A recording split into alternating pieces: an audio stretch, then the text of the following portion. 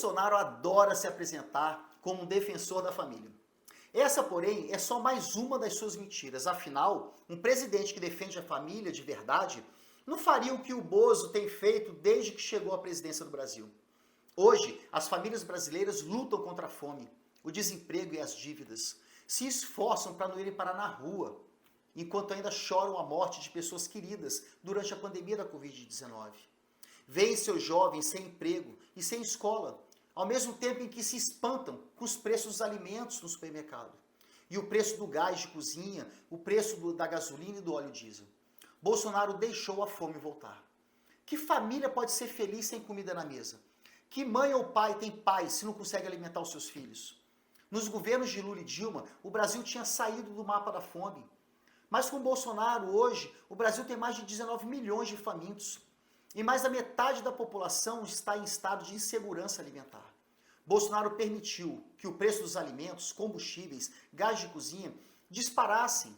Ele não controlou a inflação. Ele permitiu que a cesta básica chegasse a custar 60% do salário mínimo em alguns estados brasileiros. Bolsonaro foi incapaz de reduzir o desemprego e, segundo estimativa da Organização Internacional do Trabalho, o total de desempregados no Brasil permanecerá na casa dos 14 milhões de pessoas em 2022. Em mais uma prova que a reforma trabalhista, tão defendida por Bolsonaro e Paulo Guedes, fracassou. Na época do PT, o desemprego chegou ao patamar mais baixo da história do Brasil. Bolsonaro afundou as famílias em dívidas, sem emprego e sem auxílio do governo. E com os preços nas alturas, as famílias brasileiras não têm outra alternativa a não ser se endividar e viver de bicos com a precarização do trabalho.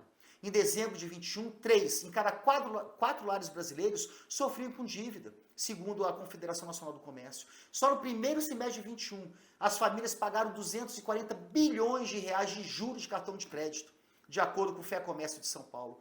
Bolsonaro não gosta das famílias. Bolsonaro gosta dos bancos. Bolsonaro jogou milhares de famílias literalmente na rua. E somado a todo esse cenário, o preço do aluguel também disparou no governo de Bolsonaro. E o resultado foi uma explosão de famílias vivendo na rua. A campanha Despejo Zero, iniciativa de mais de 100 entidades e movimentos sociais, estima que 6.300 famílias foram despejadas entre março e agosto de 2020. E entre dezembro de 2020 e julho de 2021, o volume de desabrigados cresceu 340%, ultrapassando 22 mil famílias. Bolsonaro colaborou para que a Covid-19 massacrasse as nossas famílias. E a gestão temerária de Bolsonaro na pandemia foi um verdadeiro atentado à saúde do povo brasileiro. A CPI da Covid indiciou Bolsonaro e diversas outras autoridades por suas condutas na pandemia. E hoje são mais de 600 mil lares chorando a perda de um parente. Entre março de 2020 e setembro de 2021, 12 mil crianças de até 6 anos ficaram órfãs. E no fim de 21, Bolsonaro ainda fez de tudo para dificultar o acesso do público infantil à vacina. Mesmo com os especialistas afirmando que a vacina era necessária para proteger a vida dos pequenos brasileiros. Bolsonaro deixou os jovens sem estudo, sem trabalho, numa total falta de perspectiva da juventude. Nos lares no Brasil, a cena mais comum são jovens que não estudam nem trabalham, que dependem completamente da ajuda dos seus pais. De acordo com a consultoria e dados, 12,3 milhões de jovens estão nessa situação. Não por acaso, 47% dos brasileiros entre 15 e 29 anos dizem que se pudessem iam embora do Brasil. Toda essa situação precisa mudar. É necessário recuperar a economia, criar empregos, investir na educação. Vamos reconstruir o Brasil e dar esperança para a juventude. Como sempre diz o presidente Lula, a gente não pode desanimar nunca. E se hoje não tem, amanhã vai ter. Somos a maioria e vamos reconstruir o país que a gente tanto quer. A gente quer paz, respeito, chega de tanto ódio.